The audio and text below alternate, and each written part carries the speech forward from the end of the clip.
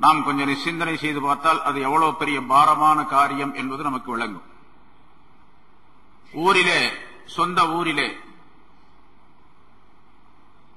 தன்னுடைய மனைவி மக்கள், சொந்த பந்தங்கள் எல்லாம் இருக்கின்றார்கள்.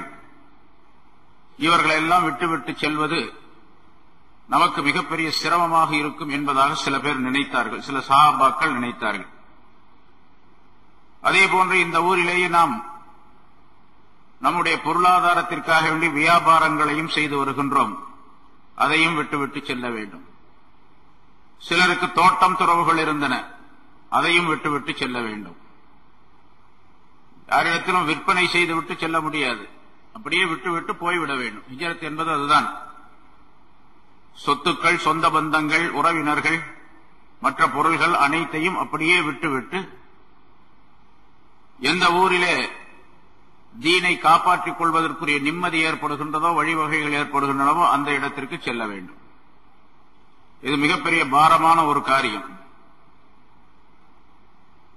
அதனால் அவர்கள் பலரும் இதை மலைத்தார்கள், சிரமமாக பாரமாக நினைத்தார்கள்.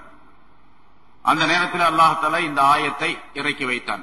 யா அய்யுஹல்லதீன ஆமனு, ஈமான் கொண்டவர்களே, லா தத்தஹிது ஆபாஅக்கும் வ இஹ்வானக்கும் அவுலியா, உங்களுடைய பெற்றோரையும் உங்களுடைய சகோதரர்களையும் நீங்கள் உங்களுக்கு நண்பர்களாக, துணைவர்களாக, உங்களுக்கு உதவியாளர்களாக ஆக்கிக் கொள்ள வேண்டாம். உங்களுடைய பெற்றோர்களையும் உங்களுடைய சகோதரர்களையும் உங்களுக்கு உதவியாளர்களாக நீங்கள் ஆக்கிக் கொள்ள வேண்டாம். எப்பொழுது தெரியுமா? இனிஸ்தஹப்புல் குஃப்ர அலல் ஈமான், அவர்கள் ஈமானை விட குஃப்ரை பிரியப்படக்கூடியவர்களாக இருந்தால், அதாவது ஈமானுக்கு வராமல் குஃப்ரிலேயே இருக்கின்றார்கள். இவர் ஈமான் கொண்டு விட்டார், மூமினாக இருக்கின்றார்.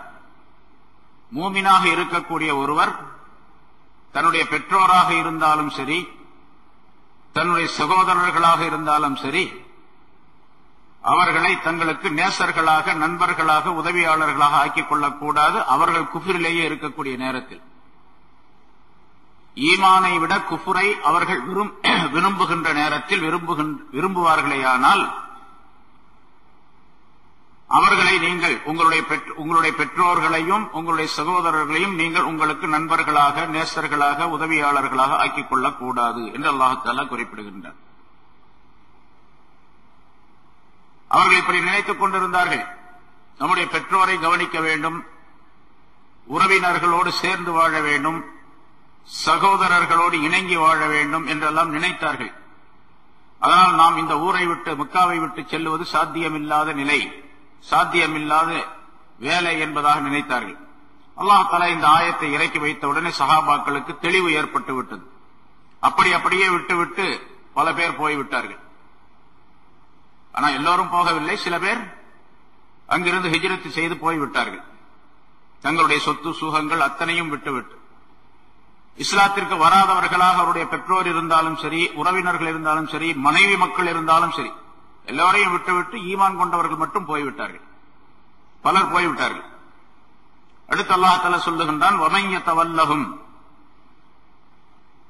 என ரசூலுல்லாஹி ஸல்லல்லாஹு அலைஹி வஸல்லம் அவர்கள் ஹிஜ்ரத் செய்த பின்னால் கட்டாயமாக முஸ்லிம்கள் அனைவரும் மூமின்களாக இருக்கக்கூடியவனை மக்காவை விட்டு மதீனாவுக்கு அல்லது வேறு ஊருக்கு ஹிஜ்ரத் செய்ய வேண்டும் என்பது ஃபர்லாக ஆக்கப்பட்டது. ஹிஜ்ரத் செய்வது அந்த நேரத்திலே ஃபர்லாக ஆக்கப்பட்டிருந்தது. அப்படி ஒருவர் செல்லாவிட்டால் அவர் கடுமையான குற்றத்திற்குரியவராக, தண்டனைக்குரியவராக ஆக்கப்படுவார். அதனால் ரசூலுல்லாஹி ஸல்லல்லாஹு அலைஹி வஸல்லம் அவர்கள் இந்த கட்டளையை சொன்னவுடனே பலரும் பலவிதமாக சிந்தித்தார்கள். தங்களுடைய உறவினர்கள் மீது, தங்களுடைய பெற்றோரின் மீது இரக்கம் கொண்டார்கள். எப்படி நாம் விட்டு செல்லுவது, இந்த சொத்துக்களை எல்லாம், பொருள்களை எல்லாம், மக்களை எல்லாம், உறவினர்களை எல்லாம் என்பதாக நினைத்தார்கள். அந்த நேரத்தில் தான் அல்லாஹ் தஆலா இந்த ஆயத்தை இறக்கி வைத்து அவர்களுக்கு ஒரு தெளிவை கொடுத்தான்.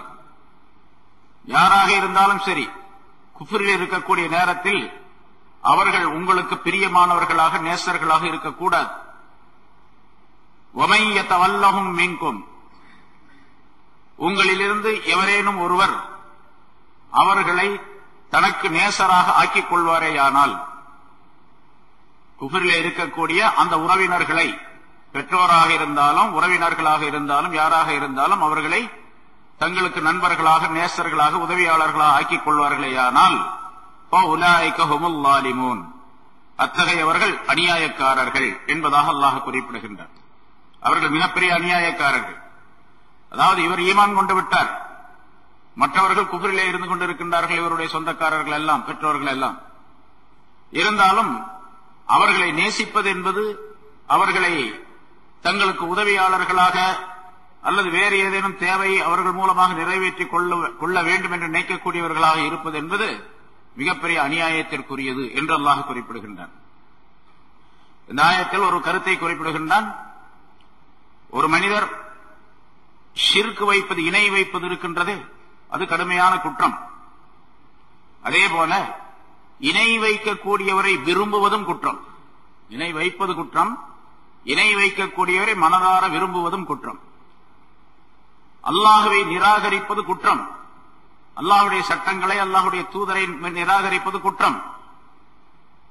அதே போன்று நிராகரிப்பவர்களை விரும்புவதும் அவர்களை தங்களுக்கு நேசர்களாக ஆக்கிக் கொள்வதும் குற்றம். இரண்டும் சமமான குற்றத்தை சார்ந்தது என்பதை குறிப்பிடுகின்றான் அல்லாஹ் தஆலா. முன்னால சில ஆயத்துகள் முன்னாலும் சொல்லப்பட்டிருக்கின்றன. அது ஆயத்தில் தெளிவாகவே அல்லாஹ் சொல்லுகின்றான், யா அய்யுஹல்லதீன ஆமனூ லா தத்தஹிதுல் காஃபிரீன அவுலியா மின் தூனில் முஃமினீன். காபிர்களை நீங்கள், ஈமான் கொள்ளாத, ஈமானை மறுக்கின்றவர்களை உங்களுக்கு நண்பர்களாக, நேசர்களாக நீங்கள் ஆக்கிக் கொள்ள வேண்டாம், மூமின்களை தவிர்த்து. நண்பர்களாக ஆக்கிக் கொள்ள வேண்டும் என்று சொன்னால் மூமின்களைத்தான் நீங்கள் ஆக்கிக் கொள்ள வேண்டும். அதே போன்று உங்களுடைய தொழில் துறைகளிலே, உங்களுடைய வேலைகளிலே ஒரு காபிராக இருக்கக்கூடியவரை மிக நெருக்கமானவராகவும் நீங்கள் ஆக்கிக் கொள்ளக்கூடாது. லா தத்தஹிது பிதானத்தம் மின் தூனிக்கும், உங்கள் அல்லாத வேறு எவரையும், அதாவது மூமின் அல்லாத வேறு காபிர் எவரையும் உங்களுக்கு நெருக்கமானவர்களாக நீங்கள் ஆக்கிக் கொள்ளக்கூடாது. சிலருக்கு தொழில் துறையிலே அவருடைய தொழிலை கவனிப்பதற்காக முக்கியமான ஒரு மனிதர் தேவைப்படுவார். அவருக்கு நாம் சொல்லுவோம், என்னுடைய வலக்கரத்தை போன்று இவர் எனக்கு விளங்குகின்றார் என்பதாக சொல்லுவோம். என்னுடைய தொழிலிலே இவர் முக்கியமான நபராக இருக்கின்றார், என்னுடைய தொழிலை கவனித்துக் கொள்வதற்கு இவர்தான் மிக தகுதி பெற்றவராக இருக்கின்றார் என்று ஒருவரை சொல்லுகின்றோம். அந்த ஒருவர் காபிராக இருக்கக்கூடாது, மூமினாகத்தான் இருக்க வேண்டும். மூமின்கள் மூமின் அல்லாதவர்கள் மீது நம்பிக்கை வைப்பது என்பது கூடாது. ஏனென்றால் அந்த நம்பிக்கை சில நேரங்களில் இருக்கும், பிறகு அது போய்விடும். நிரந்தரமாக அவர்களிடத்திலிருந்து அந்த நம்பிக்கையை எதிர்பார்க்க முடியாது. ஆகவே மூமினாக இருக்கக்கூடியவர்களை நீங்கள் நேசர்களாக ஆக்கிக் கொள்ளுங்கள் என்பதாக அல்லாஹ் குறிப்பிடுகின்றார். அதே அல்லாஹ் தஆலா இங்கே எவரேனும் அப்படி செய்தால், வமன் யதவல்லஹும் மின்கும், உங்களிலிருந்து எவரேனும் ஒருவர் அவர்களில் ஒருவரை நண்பராக ஆக்கிக் கொண்டால் ஃபௌலாயிக ஹுமுல் ஸாலிமூன், அவர்கள் அநியாயக்காரர்கள் என்பதாக அல்லாஹ் குறிப்பிடுகின்றார். இந்த ஆயத்து வந்தவுடனே சஹாபாக்களுக்கு அல்லாஹ் தஆலா தெளிவை ஏற்படுத்தினான். பல சஹாபாக்கள் அங்கிருந்து மக்காவிலிருந்து மதீனாவுக்கு ஹிஜ்ரத் செய்து சென்றார்கள். தங்களுடைய எல்லா பொருள்களையும், சொத்து சுகங்கள் அத்தனையும் விட்டுவிட்டு சென்றார்கள். வரலாற்றிலே நிறைய சம்பவங்களை நாம் பார்க்கின்றோம். அடுத்து அல்லாஹ் தஆலா சொல்லுகின்றான், நீங்கள் ஹிஜ்ரத் செய்யாமல் உங்களுடைய பெற்றோருக்காக வேண்டி, உங்களுடைய மக்களுக்காக வேண்டி, தொழிலுக்காக வேண்டி, வியாபாரத்திற்காக வேண்டி இங்கேயே தங்கி இருந்தால் அல்லாஹ்வையும் ரசூலையும் நீங்கள் பிரியம் வைக்கவில்லை என்று பொருள். நீங்கள் உங்களுடைய பெற்றோரை, உங்களுடைய உறவினர்களை, உங்களுடைய சொந்தக்காரர்களை, உங்களுடைய பொருளை, உங்களுடைய தோட்டம் துறவுகளை, வீடுகளை, இவற்றைத்தான் நீங்கள் விரும்புகின்றீர்கள் என்ற பொருள் ஏற்பட்டுவிடும். அப்படியானால் உங்களுக்கு என்ன நிலை ஏற்படும் என்பதை அல்லாஹ் தஆலா இங்கே குறிப்பிடுகின்றான். நபியை நீங்கள் தெரிவித்து விடுங்கள், சொல்லிவிடுங்கள் இந்த மக்களுக்கு, சஹாபாக்களுக்கு சொல்லிவிடுங்கள், பொதுவாக மக்களுக்கு சொல்லிவிடுங்கள். இன்கான ஆபாஉக்கும், உங்களுடைய பெற்றோர், வ அப்னாஉக்கும், உங்களுடைய மக்கள், வ இஹ்வானுக்கும், உங்களுடைய சகோதரர்கள், வ அஸ்வாஜுக்கும், உங்களுடைய மனைவியர்கள், வ அஷீரத்துக்கும், உங்களுடைய உறவுக்காரர்கள், அம்வாலும், பொருள்கள், இக்தரஃப்துமூஹா, அதை நீங்கள் சம்பாதிக்கின்றீர்களே சிரமப்பட்டு அந்த பொருள்கள். திஜாரத்துன் ஒரு வியாபாரம், தக்ஷௌன கசாதஹா அது நஷ்டமாகி விடுமோ என்று நீங்கள் பயந்து பயந்து செய்கின்றீர்களே அந்த வியாபாரம். எத்தனை விஷயத்தை அல்லாஹ் தஆலா சொல்றான். பெற்றோர், மக்கள், சகோதரர்கள், உங்களுடைய மனைவிமார்கள், வாஷீரத்துக்கு உங்களுடைய உற்றார் உறவினர்கள், உங்களுடைய பொருள்கள், உங்களுடைய வியாபாரம். மசாக்கினு தர்லௌனஹா நீங்கள் விரும்பி குடியிருக்கின்ற உங்களுடைய வீடுகள்.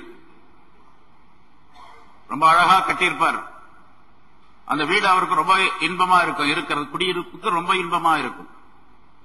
நீங்கள் பொருந்திக் கொள்ளக்கூடிய விரும்புகின்ற உங்களுடைய இல்லங்கள், குடியிருப்பு இடங்கள், இவையெல்லாம் 8 விஷயங்களை அல்லாஹ் தஆலா சொல்லுகின்றான்.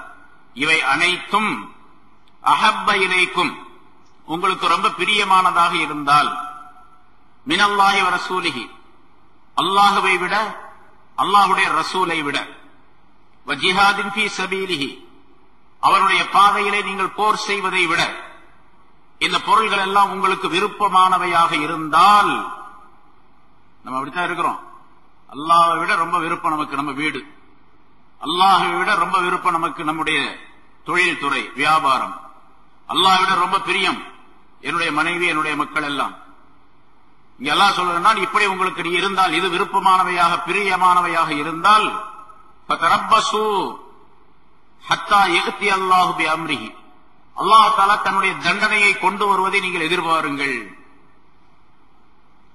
எல்லாம் பிரியமா இருந்துச்சு அல்லாஹ் ரசூலை விட, அல்லாஹ்வுடைய பாதையிலே ஜிஹாது செய்வதை விட நீங்கள் அல்லாஹ்வுடைய தண்டனையை எதிர்பாருங்கள். வல்லாஹு லா யஹ்தில் கௌமல் ஃபாஸிகின் சாதாரணமாக சொன்னாவே சஹாபாக்கள் பயப்படுவார்கள். இது கடுமையான உத்தரவு இல்லையா? இந்த பொருள்கள் எல்லாம் அல்லாஹ் ரசூலோட பிரியமா இருக்கக்கூடாது. அல்லாஹ்வுடைய ரசூலுடைய பிரியம் இவை அனைத்தை விட மிகைத்திருக்க வேண்டும். அல்லாஹுக்காக வேண்டி ஒரு வேலையை செய்ய வேண்டும் என்று சொல்லப்படும் பொழுது இந்த பொருள்கள் எல்லாம் குறுக்க வரக்கூடாது. இதுக்காக வேண்டி அதை விட்டுடக்கூடாது. வாங்க சொல்லியாச்சு, கடையில ரொம்ப மும்முரமா வியாபாரம் நடந்து கொண்டிருக்கின்றது. அந்த வியாபாரத்தையே கவனித்துக் கொண்டிருந்தால் தொழுகை போய்விடும், தொழுகை கலாவாகிவிடும் அந்த நேரம் என்று இருந்தால் வியாபாரத்தை விட்டுவிட்டு தொழுகைக்கு வர வேண்டும். சஹாபாக்கள் அப்படித்தான் இருந்தார்கள். இந்த ஆயத்து வந்த பின்னாலே அவர்கள் இன்னும் மிகப்பெரிய பக்தியாளர்களாக, ஞானம் நிறைந்தவர்களாக சஹாபாக்கள் ஆகிவிட்டார்கள். அல்லாஹ் தஆலாவுடைய பிரியம், ரசூலுடைய பிரியம் எந்த பொருளை விடவும் அதிகமாக இருக்கக்கூடாது. அல்லாஹ் தஆலா 8 விஷயம், மனிதர்கள் உலகத்திலே உபயோகிக்கக்கூடிய 8 பொருள்களை அல்லாஹ் தஆலா குறிப்பிடுகின்றார். மனிதர்கள் பிரியம் வைக்கக்கூடிய 8 பொருள்கள். சில பேர் பெற்றோரை அதிகமாக பிரியம் வைக்கின்றார்கள், தாய் தந்தையரை. சில பேர் தங்களுடைய மக்களை பிரியம் வைக்கின்றார்கள். சில பேர் தங்களுடைய சகோதரர்களை பிரியம் வைக்கின்றார்கள். சிலர் தங்களுடைய மனைவியர்களை பிரியம் வைக்கின்றார்கள். மனைவி மேல பிரியம் எல்லாத்தோட பிரியம் அதிகம் மனிதனுக்கு இல்லையா? ஒரு மனைவியின் மீது மிகப்பெரிய பிரியம் ஏற்பட்டதின் காரணமாகத்தான் தாஜ்மஹால் உருவானது. மனைவியின் மீது உள்ள மஹப்பத்தின் காரணமாக தாஜ்மஹால் உருவானது. உலகத்தினுடைய அதிசயமாக கருதப்படக்கூடிய 8 அதிசயங்களிலே ஒன்று என்பதாக சொல்லுகின்றோம். எவ்வளவு பிரியம் இருக்கு அந்த மனைவி மேல. சரி, அந்த மனைவி என்ன பெரிய வலியுள்ளவா இருந்தாங்களா அவருக்கு? அப்படி ஒண்ணும் கிடையாது. சாதாரண பொண்ணு, அழகா இருந்தா, அதனால அந்த பெண்ணின் மீது அவருக்கு பிரியம். அந்த பிரியத்தின் காரணமாக அவர் மற்றதையெல்லாம் விட்டு விட்டார் அப்படின்னு சொல்ல முடியாது. இருந்தாலும் அந்த பிரியம் அவருக்கு மிக அதிகமாக இருந்தது. மனைவியர்களை பிரியம் வைப்பது, அதே போல தங்களுடைய உறவினர்கள், உற்றார் உறவினர்கள், சொந்தக்காரர்களை பிரியம் வைப்பது, தங்களுடைய பொருள்களை பிரியம் வைப்பது, இதெல்லாம் நிறைய இருக்குது. எதை வேணாலும் கொடுக்கறங்க, என் காசை மட்டும் கொடுக்க மாட்டேன். எதை வேணா இழக்க தயார், ஆனா பொருளை மட்டும் இழக்க தயார் இல்லை என்று சொல்லக்கூடியது. அதே மாதிரி வியாபாரம், அந்த வியாபாரத்தை பற்றி அல்லாஹ் தஆலா சொல்லும் போது தக்ஷௌன கசாதஹா நஷ்டமாகி விடுமோ, அது ஏதாவது ஆபத்து ஏற்பட்டு விடுமோ, அதிலே தவறுகள் ஏதாவது ஏற்பட்டு விடுமோ, அதாவது இந்த வியாபாரத்திலே தவறு ஏற்பட்டு நஷ்டம் வருவதற்குரிய வழிவகை உண்டாகி விடுமோ என்று நீங்கள் பயந்து பயந்து செய்யக்கூடிய வியாபாரம் அந்த வியாபாரம். அதே மாதிரி குடியிருப்பு வீடுகள், அழகான வீடுகளை கட்டுகின்றோம். அந்த வீடு இவருக்கு ரொம்ப சுகமா இருக்குது. வீட்டை விட்டு வெளியே வர்றது அப்படின்னு சொன்னாவே ரொம்ப கஷ்டம் இருக்கு. தொழுகைக்கு பாங்கு சொல்லப்படுகின்றது, வீட்டுக்குள்ளே இருக்கின்றார், வெளியே வந்த சிரமங்கள் ஏற்படுகின்றன என்ற காரணத்தினால் ஒரு வீட்டுக்குள்ளேயே தொழுது கொள்ளுகின்றார். தொழுகிறாரு, ஆனா வீட்டுக்குள்ளேயே தொழுதுகிறார், வெளியே வர்றது. ஏன்னா வீடு ரொம்ப அழகாக கட்டப்பட்டு இருக்கின்றது, குளிர் சாதனம் பொருத்தப்பட்டு இருக்கின்றது, ஏசி போடப்பட்டு இருக்கின்றது. அங்கிருந்து தொழுதா ரொம்ப சுகமா தொழுகலாம், பள்ளியாசலுக்கு போனா அவ்வளவு இதா தொழ முடியாது அப்படின்னு அவர் நினைப்பார். இதெல்லாம் அதுல சேர்ந்தது. மசாக்கினு தர்போனாக அல்லாஹ்வை விட அவனுடைய ரசூலை விட பிரியமாக இருந்தால், உங்களுக்கு அவனுடைய பாதையிலே போர் செய்வதை விட பிரியமாக இருந்தால் அல்லாஹ் தஆலாவுடைய தண்டனை வருவதை எதிர்பார்த்துக் கொண்டிருங்கள். வல்லாஹு லா யஹ்தில் கௌமல் ஃபாஸிகீன். அல்லாஹ் தஆலா ஃபாஸிகீன்கள் குற்றம் புரியக்கூடியவர்களுக்கு, அதாவது சட்டத்தை மீறி நடக்கக்கூடியவர்கள், ஃபாஸிக் என்று சொன்னால் அல்லாஹ் ரசூலுடைய சட்டத்தை மீறி நடக்கக்கூடியவர்கள், இந்த கூட்டத்தினருக்கு வழிகாட்ட மாட்டான், அவர்களை நேர்வழியில் செலுத்த மாட்டான் என்று அல்லாஹ் தஆலா குறிப்பிடுகின்றார். இந்த ஆயத்தின் மூலமாக உலகத்தில் உள்ள எல்லா பொருள்களை விட, அது யாராக இருந்தாலும், மனிதர்களாக இருந்தாலும் சரி, பொருள்களாக இருந்தாலும் சரி, வியாபாரமோ வேறு எந்த விதமான சொத்து சுகங்களோ எதுவாக இருந்தாலும் அதெல்லாம் மனிதனுக்கு பிரியமாக இருக்கக்கூடாது. அல்லாஹ் ரசூலுடைய சட்டங்களை நிறைவேற்றுகின்ற நேரத்தில் இது குறுக்கே வந்து இந்த பிரியம் அவனை கெடுத்து விடக்கூடாது. மனிதன் சஹாபாக்களை பற்றி அல்லாஹ் சொல்லுகின்றான், ரிஜாலுன் லா துல்ஹீஹிம் திஜாரத்துன் வலா பைஉன் அன் ஸிக்ரில்லாஹி வ இகாமிஸ் ஸலாத்தி வ ஈதாஇஸ் ஸகாத். சில மனிதர்கள் இருக்கின்றார்கள், சஹாபாக்களை அல்லாஹ் சொல்லுகின்றார், சஹாபாக்களை பற்றி சில மனிதர்கள் இருக்கின்றார்கள், அவர்களை வியாபாரம் திசை திருப்பி விடாது. லா துல்ஹீஹிம் திஜாரத்துன், எந்த வியாபாரமும் அவர்களை திசை திருப்பி விடாது அல்லாஹ்வை விட்டு. வலா பைஉன், எந்த கொடுக்கல் வாங்கல்களும் அவர்களை திசை திருப்பி விடாது. வலா அன் ஸிக்ரில்லாஹ், அல்லாஹ்வுடைய ஸிக்ரை விட்டும் அவர்களை மாற்றி விடாது, திசை திருப்பி விடாது. வ இகாமிஸ் ஸலாத், தொழுகையை நிறைவேற்றுவதை விட்டும் அவர்களை திசை திருப்பி விடாது, மாற்றி விடாது. ஜகாத்து கொடுப்பதை விட்டும் அவர்களை மாற்றி விடாது என்று அல்லாஹ் தஆலா அந்த ஆயத்திலே சஹாபாக்களை பற்றி பல விளக்கங்களை சொல்லுகின்றான். ஒரு ஆயத்திலே, 2 ஆயத்துகளிலே அந்த இடத்துல சஹாபாக்கள் பாங்கு சொல்லப்பட்டால் உடனடியாக மஸ்ஜிதுக்கு செல்லுவார்கள். அது வியாபாரம், எப்படிப்பட்ட வியாபாரம் எவ்வளவு மும்முரமாக நடந்து கொண்டிருந்தாலும் சரி, எவ்வளவு பிரியமானவர்களாக இருந்தாலும் சரி, மனிதர்களிலே யார் எவ்வளவு பிரியமானவர்களாக இருந்தாலும் சரி, அல்லாஹ் சொல்லுகின்றான், ரசூல் சொல்லுகின்றார்கள் என்று சொன்னால் உடனடியாக இந்த பிரியத்தை ஒதுக்கி வைத்துவிட்டு அல்லாஹ் என்ன சொல்லுகின்றான், ரசூல் என்ன சொல்லுகின்றார்களோ அதன்படி செயலாற்றுவதற்கு துணிந்து விடுவார்கள். எத்தனையோ வரலாறுகள் ஏராளமாக நாம் படிக்கின்றோம், பார்க்கின்றோம், கேட்கின்றோம். இதுவெல்லாம் இந்த ஆயத்தின் காரணமாக சஹாபாக்களுக்கு ஏற்பட்ட சிறப்பு தன்மைகள். ரசூலுல்லாஹி ஸல்லல்லாஹு அலைஹி வஸல்லம் அவர்கள் அல்லாஹ்வையும் ரசூலையும் பிரியம் வைக்க வேண்டும் என்பது பற்றி நிறைய சொல்லுகின்றார்கள். முன்னால் உள்ள ஆயத்துகளில் பல விளக்கங்கள், பல சம்பவங்கள் சொல்லப்பட்டு இருக்கின்றன. ஹஜ்ரத் அபூ உபைதா இப்னுல் ஜர்ராஹ், அபூ உபைதா ரலியல்லாஹு தஆலா அன்ஹு என்ற சஹாபி, அவர்களுடைய வரலாறு நிறைய பல இடங்களிலே பல நேரங்களிலே சொல்லப்பட்டிருக்கின்றன. அவருடைய தந்தை ஜர்ராஹ் அல் ஜர்ராஹ் என்பவர். பத்ரு போரின் போது அபூ உபைதா இஸ்லாத்தை ஏற்றுக்கொண்டு விட்டார். அதுக்கு முன்னதாகவே அவர் பத்ரு போர்க்களத்திலே முஸ்லிம்களின் பக்கம் இருக்கின்றார். அவருடைய தந்தை ஜர்ராஹ் என்பவர் காபிர்களின் பக்கம் இருக்கின்றார். அந்த போர்க்களத்திலேயே பல நேரங்களிலே தந்தை மகனை சந்தித்து, எதிர்த்தரப்பில் இருக்கக்கூடிய காபிர்களின் பக்கம் இருக்கக்கூடிய தந்தை முஸ்லிம்களின் பக்கம் இருக்கக்கூடிய தன்னுடைய மகன் அபூ உபைதாவை பார்த்து சொல்லுகின்றார், நம்முடைய தெய்வம் தான்ப்பா உண்மையான தெய்வம், நீ இதை விட்டுப்பட்டு அங்க போயிட்டியே, நம்முடைய தெய்வங்களுடைய சிறப்புகள் இப்படி இப்படி என்று சொல்லி தங்களுடைய அந்த சிலை தெய்வங்களை பற்றி உள்ள வர்ணனைகளை சொல்லி காட்டிக் கொண்டே இருந்தார். இவர் அதற்கு எதிர்ப்பு தெரிவித்துக் கொண்டே இருந்தார். மகன் அபூ உபைதா இந்த மாதிரி சொல்லக்கூடாது, அல்லாஹ் ஒருவன் தான் என்று சொல்லி தந்தைக்கு மறுப்பு சொல்லிக் கொண்டே இருந்தார். அவர் தகப்பனார் ரொம்ப அதிகமாக சொல்ல ஆரம்பிச்சார். போர்க்களத்திலே எதிரில் சந்திக்கக்கூடிய நேரத்தில் பேச்சுகள் நடக்கின்றன. அவர் தன்னுடைய தெய்வங்களை பற்றி சொல்லிக் கொண்டிருக்கின்றார். இவர் அதை மறுத்தார். கடைசியாக அவர் அதிகமாக சொல்லி, நீ கண்டிப்பாக இந்த மார்க்கத்தை விட்டுவிட வேண்டும் என்பதாக சொல்லி வலியுறுத்தி ரொம்ப அதிகமாக சொன்ன நேரத்தில் கையில் இருந்த வாளால் தன்னுடைய தகப்பனாரை வெட்டி வீழ்த்தி விட்டார்.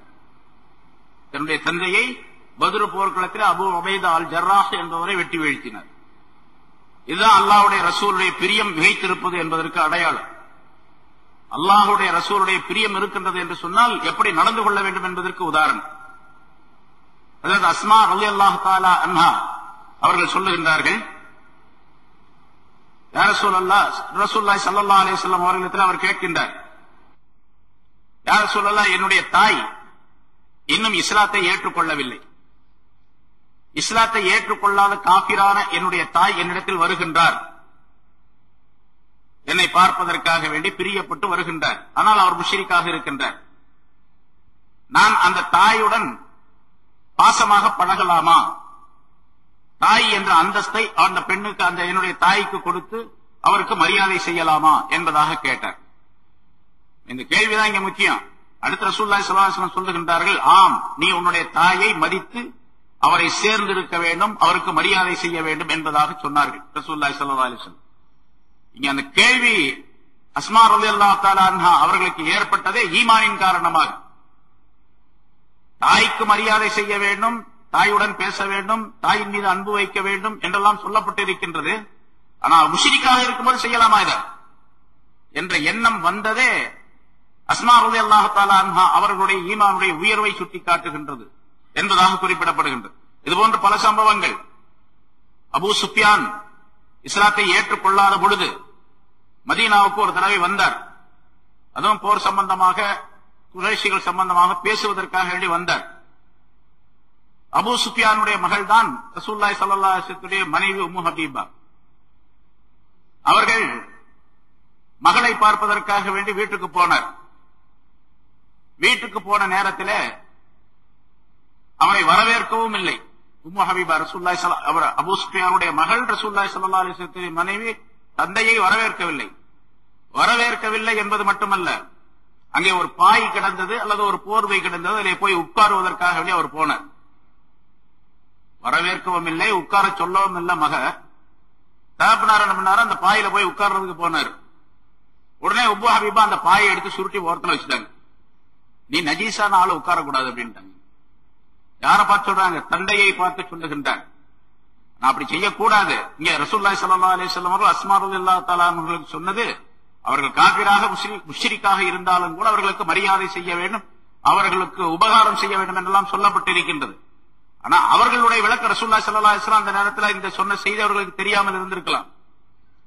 அதனால அவங்க மகள் தந்தையும் கூட என்று கூட பார்க்காமல் உட்காருவதற்கு பாய் கூட தரவில்லை என்று சொன்னால் அவருடைய ஈமானுடைய உயர்வை சுட்டி காட்டுகின்றது அது என்பதாக குறிப்பிடப்படுகின்றது. அல்லாஹ் ரசூலின் மீது எவ்வளவு பிரியம் இருக்க வேண்டும்? நிறைய விஷயங்கள் பல தடவை சொல்லப்பட்டு இருக்கின்றன. அல்லாஹ் ரசூல் மீது எவ்வளவு பிரியம் இருக்க வேண்டும்? எல்லா பொருள்களை விட என்று சொன்னால் தன்னுடைய உயிரை விட, என்னுடைய உயிரை விட அதிகமாக ரசூலுல்லாஹி ஸல்லல்லாஹு அலைஹி வஸல்லம் அவர்களை நேசிக்க வேண்டும், அல்லாஹ்வை நேசிக்க வேண்டும். ஹஜ்ரத் உமர் ரலியல்லாஹு தஆலா அன்ஹு அவர்கள் ஒரு தடவை சஹாபாக்களோடு ரசூலுல்லாஹி ஸல்லல்லாஹு அலைஹி வஸல்லம் அவர்களோடு நின்று கொண்டிருந்தார்கள். எந்த நிலையில் ரசூலுல்லாஹி ஸல்லல்லாஹு அலைஹி வஸல்லம் உமர் ரலியல்லாஹு தஆலா அன்ஹுடைய கையை பிடித்துக் கொண்டு நிற்கின்றார்கள். அந்த மஜ்லிஸ்ல உமருடைய கையை ஸல்லல்லாஹு அலைஹி வஸல்லம் பிடிச்சிட்டு நிக்கிறாங்க. அப்ப ஹஜ்ரத் உமர் ரலியல்லாஹு தஆலா அன்ஹு சொன்னார்கள், யா ரசூலல்லாஹ், நான் தங்களை ரொம்ப பிரியப்படுகின்றேன், ரொம்ப விரும்புகின்றேன், ரொம்ப மஹப்பத் வைக்கின்றேன். எல்லா பொருள்களை விட, உலகத்தில் உள்ள எல்லா பொருள்களை விட அதிகமாக உங்களை நான் நேசிக்கின்றேன். ஆனால் என்னுடைய உயிரை தவிர என்று சொன்னார். என்னுடைய உயிர் எனக்கு ரொம்ப பெருசு அப்படின்னு சொன்னார். ரசூலுல்லாஹி ஸல்லல்லாஹு அலைஹி வஸல்லம் சொன்னார்கள், இல்லை உமரே, நீ உன்னுடைய உயிரை விட என்னை அதிகமாக நேசிக்கும் வரைக்கும் நீ உண்மையான மூமினாக ஆக முடியாது என்பதாக சொன்னார்கள். இப்படி சொன்ன உடனே உமர் ரலியல்லாஹு தஆலா அன்ஹு அவர்களுக்கு ஒரு மாற்றம் ஏற்பட்டு விட்டது மனதிலே. உண்மையாக சொன்னார்கள், யா ரசூலல்லாஹ், இப்பொழுது நான் என்னை விட என்னுடைய உயிரை விட தங்களை அதிகமாக நேசிக்கின்றேன் என்பதாக சொன்னார்கள். ரசூலுல்லாஹி ஸல்லல்லாஹு அலைஹி வஸல்லம் சொன்னார்கள், அல்லாஹ் யா உமர், இப்பொழுதுதான் உமரே என்பதாக, இப்பொழுதுதான் நீர் உண்மையான மூமினாக ஆகிவிட்டீர் என்பதாக சொன்னார்கள். நிரப்பமான மூமினாக ஆக வேண்டும் என்று சொன்னால் எல்லா பொருளை விட என்று சொல்லும் பொழுது ஒரு மனிதன் எல்லாவற்றையும் இழந்து விடுவான், தன்னுடைய உயிரை இழப்பதற்கு சம்மதிக்க மாட்டான். ஆனால் அல்லாஹ் ரசூலுடைய விஷயத்திலே தன்னுடைய உயிரை விட அதிகமாக அல்லாஹ் ரசூலையும் நேசிக்க வேண்டும் என்பதாக குறிப்பிடப்படுகின்றது. பொதுவாக மனிதன் ரொம்ப பசியாக இருக்கக்கூடிய நேரத்தில் ஒரு இனிமையான உணவு அவனுக்கு கிடைக்கின்றது என்று வைத்துக் கொள்வோம். ரொம்ப சுவையான ஒரு உணவு இருக்கின்றது, அவன் முன்னால் கொண்டு வரப்படுகின்றது. ஆனால் ரொம்ப கடுமையான பசி உடையவனாக அவன் இருக்கின்றான். கடுமையான பசி நேரத்தில் அந்த இனிமையான சுவையான உணவை எப்படி விரும்புவானோ அதுபோன்று அல்லாஹ்வை ரசூலை விரும்ப வேண்டும். எல்லா அந்த நேரம் பாருங்க, பசி, கடுமையான பசி, நல்ல சுவையான உணவு, எதுவுமே அந்த நேரத்தில் அவனுக்கு தேவையில்லை, இந்த உணவு தான் தேவை என்ற நிலை இருக்கு. அதுபோன்ற கடுமையான தாகம் ஒருவனுக்கு, குளிர்ந்த நீர் பக்கத்தில் இருக்குது, தாகத்தின் காரணமாக அவன் இறந்து விடுவான் என்ற நிலை இருக்கின்றது. இந்த நேரத்தில் அந்த மனிதனுக்கு உலகத்தில் உள்ள எல்லா பொருளை விட, தன்னுடைய மனைவி, தன்னுடைய மக்கள், தன்னுடைய உயிர், எல்லாவற்றை விட அந்த தண்ணி அவனுக்கு பிரியமானதாக இருக்கும். இதுபோன்ற அல்லாஹ்வின் மீதும் ரசூலின் மீதும் பிரியம் இருக்க வேண்டும் என்பதாக குறிப்பிடுகின்றார்கள். இந்த தன்மை வர வேண்டும் என்று சொன்னால் ஞானவான்கள் குறிப்பிடுகின்ற இந்த ஆயத்திற்கு விளக்கம் தரும் பொழுது முஃபஸ்ஸிரீன்கள் சிலர் குறிப்பிடுகின்றார்கள், அல்லாஹ் மீது ரசூலின் மீது பிரியம் வர வேண்டும் என்று சொன்னால் அல்லாஹையும் ரசூலையும் யார் பிரியப்பட்டு வாழுகின்றார்களோ உலகத்திலே, அல்லாஹ் ரசூலை பிரியப்பட்டு மஹப்பத் வைத்து அந்த மஹப்பத்திலே வாழ்ந்து கொண்டிருக்கின்றார்களோ அவர்களோடு சகவாசம் வைத்துக் கொள்ள வேண்டும், சுஹபத் வைத்துக் கொள்ள வேண்டும். அந்த சகவாசத்தின் காரணமாக இவருக்கு அந்த பிரியம் கிடைக்கக்கூடிய வாய்ப்பு ஏற்பட்டுவிடும். நான் நிறைய பல தடவை சொல்லியிருக்கிறேன். ரசூலுல்லாஹி ஸல்லல்லாஹு அலைஹி வஸல்லம் சொன்னது அல்லது ஞானவான்கள் சொன்னதாக குறிப்பிடப்படும். குன் மஅல்லாஹ், நீ அல்லாஹ்வுடன் இரு. அல்லாஹ்வுடன் இரு என்று சொன்னால் அல்லாஹ் சொன்னதை எல்லாம் கேளு அப்படின்னு அர்த்தம். அல்லாஹ்வுடன் இரு, அல்லாஹ்வுடன் சேர்ந்து அல்லாஹ்வுக்கு நெருக்கமாக இரு. அதாவது அமல்களின் மூலமாக, நல்ல அமல்களை செய்வதின் மூலமாக, நல்ல குணங்களை மேற்கொள்வதின் மூலமாக, நல்ல விஷயங்களை தன்னுடைய வாழ்க்கையிலே கடைபிடிப்பதன் மூலமாக அல்லாஹ்வுடன் நீ நெருக்கமானவனாக இரு. அல்லாஹ்வுடன் நெருக்கமாக இருப்பதற்கு அமல்கள் தேவை, அக்லாக் தேவை, நல்ல விஷயங்கள் அனைத்தும் தேவை. இவை அனைத்தையும் ஒரு மனிதன் செய்தால் எப்படி வாழ வேண்டும் என்று ரசூலுல்லாஹி ஸல்லல்லாஹு அலைஹி வஸல்லம் சொன்னார்களோ அது, எப்படி வாழக்கூடாது என்று தடை செய்தார்களோ அது, இவற்றை எல்லாம் நிரப்பமாக செய்ய வேண்டும். அப்ப அல்லாஹ்வுக்கு நெருக்கமாக இருக்கக்கூடிய நிலை உண்டாகிவிடும். அதை சொல்லுகின்றார்கள், குன் மஅல்லாஹ், நீ அல்லாஹ்வுடன் இரு. இல்லம் தக்குன் மஅல்லாஹ், நீ அல்லாஹ்வுடன் இருக்க முடியாவிட்டால், அந்த மாதிரி அல்லாஹ்வுக்கு நெருக்கமாக இருக்கிறதுக்கு உன்னால முடியாது என்று சொன்னால் நீ என்ன செய்ய வேண்டும்? ஃபகுன் மஅமன் கான மஅல்லாஹ், அல்லாஹ்வுடன் யார் இருக்கின்றாரோ அவரோடு நீ சேர்ந்து.